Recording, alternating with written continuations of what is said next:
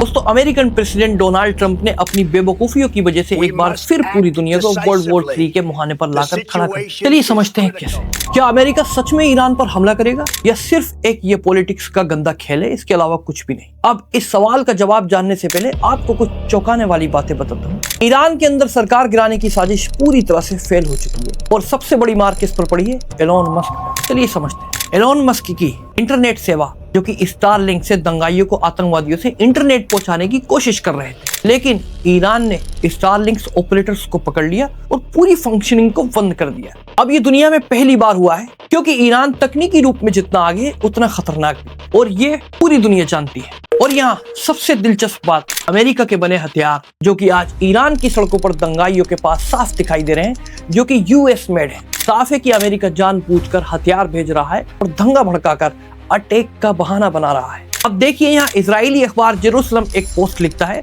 और उस पोस्ट के अंदर वो क्या लिख रहा है। उस अखबार के अंदर वो चिल्ला रहे हैं कि अमेरिका सीधे एक्शन ले और ईरान पर अटैक करे। लेकिन जब गाजा में सीज फायर के दौरान 100 से ज्यादा बच्चे मर गए थे, तब इनकी ह्यूमन राइट्स कहाँ थे? एक पूरा शहर तबाह कर दिया, लेकिन एक शब्द भी नहीं बोला किसी ने। मगर जब ईरान CIA मोसाद के भेजे हुए दंगाइयों को गिरफ्तार करता है, तो फिर ह्यूमन राइट्स याद आ जाते हैं। लेकिन असली ड्रामा यहाँ से शुरू होता है, क्योंकि डोनाल्ड ट्रंप ने एक बार फिर पूरी दुनिया को वर्ल्ड वॉर 3 के मुहाने पर लाकर खड़ा कर दिया। सऊदी अरबिया, कतर, ओमान सभी अमेरिका से साफ कह रहे हैं कि ईरान पर हमला मत करो। क्यों? क्योंकि इसका एक बड़ा रीजन है, क्योंकि ईरान की मिसाइलें अमेरिकन बेस और ऑयल रिजोर्ट को पूरी तरह से तबाह कर देंगी। तेल की कीमतें आसमान छुएंगी और पूरा व्यापार रुक जाएगा। यहाँ तक कि पेंटागन ने भी इस बात के बारे में कहा कि जल्दबाजी मत करो, पहले इसके बारे में अच्छे से सोच लो और इसकी तैयारी करो। टाइम्स ऑफ इजराइल की रिपोर्ट के मुताबिक इजराइल अमेरिकी ऑफिसर्स ने ट्रंप को यह बात साफ कही थी, जंग के अंदर कोई भी जल्दबाजी मत करो। तो ट्रंप,